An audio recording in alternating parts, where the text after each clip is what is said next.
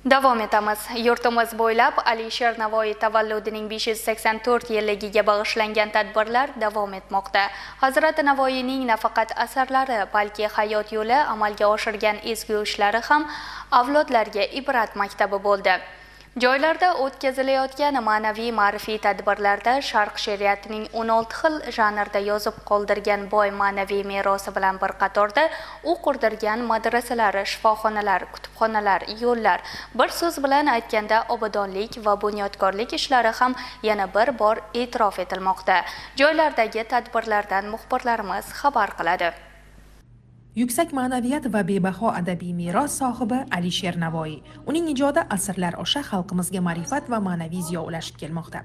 Buyuk shoir va mutafakkir Alisher Navoiy tavalludining 584 yilligi munosabati bilan Zafarobod qo'rg'onidagi Yoshlik madaniyat markazida Nazm va navolar nomli madaniy ma'rifiy tadbir tashkil etildi.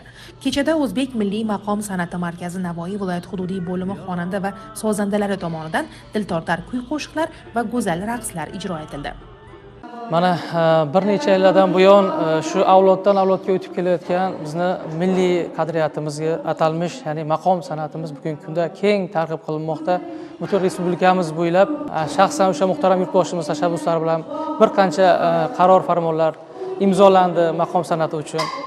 Va qolaversa, muhtaram prezidentimizning mana shu Navoiy viloyatimizga tashriflari chog'ida aynan Navoiy viloyatiga Alisher Navoiy yili deb e'lon qilinganligi sababli mana shu bugun Navoiy Uran davlat korxonasi bilan birgalikda hamkorlikda Navoiy bobomizning tavalludini 584 yillik munosabati bilan davlat korxonasining ishchi xodimlari, ularning oilalari bilan, a'zolari bilan birgalikda bugun Zafarobod shahrida Nazm Navoiy kechalari tashkil qilganmiz.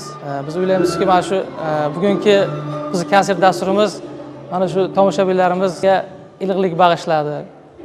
Qolaversa bir o'zlarini bir qandaydir bir ma'naviy dam olishlariga, oziqa olishlariga hissamiz qo'shganimizda biz xursandmiz. Bugungi kechada avvalambor shu aytib o'tganimizdek Alisher Navoiy bobomizning asarlaridan repertuar tayyorlab kelganmiz. Dasturlarimizning asosiy qismi Navoiy bobomizning g'azallari bilan ijro etildi. Bu yil Xudo xolasa mana 8-9 fevral kunlari Navoiy viloyatida xalqaro konferensiya tashkil qilindi. O'sha chet el davlatlardan ham navoiyshunos olimlar va qolaversa shu viloyatimizda aynan shu Navoiy viloyatida Alisher Navoiy tavalludi keng nishonlanadi Xudo xolasa.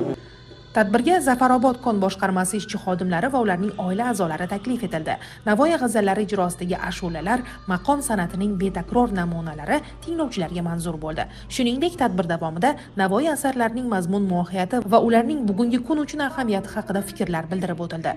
Ushbu tadbir buyuk ajdodlarimizning bebaho ma'naviy merosini keng targ'ib qilish, aholi orasida adabiyot va san'atga bo'lgan qiziqishni yanada oshirishga qaratilgan.